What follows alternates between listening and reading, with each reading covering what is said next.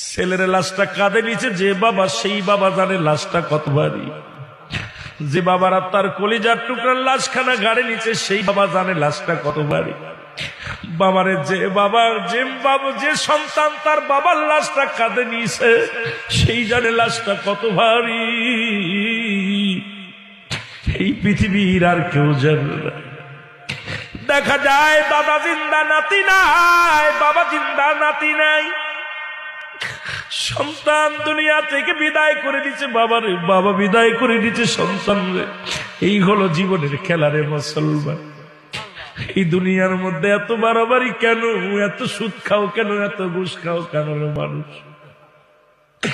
আল্লাহ তোমার সম্পদের পাহাড় বানায়া দিছে। কত বাড়ি পাইয়া, সংসার পাইয়া, পৃথিবীর মধ্যে আল্লাহ প্রতাপশালী বাদশা বানাইলেন চারজন ব্যক্তিকে। মুসলমানদের মধ্যে দুজন, কাফেরদের মধ্যে দুজন। মুসলমানদের মধ্যে দুজন কাল্লা সারা পৃথিবীর বাদশা বানায়া দিলেন। একজনের নাম হলো হযরত সুলাইমান, নবী সুলাইমান। আল্লাহ তাকে একটা সিংহাসন দান করলেন। এই সিংহাসন নিয়ে সারা পৃথিবী ভ্রমণ করেছে মুসলমান। আর একজন মুসলমান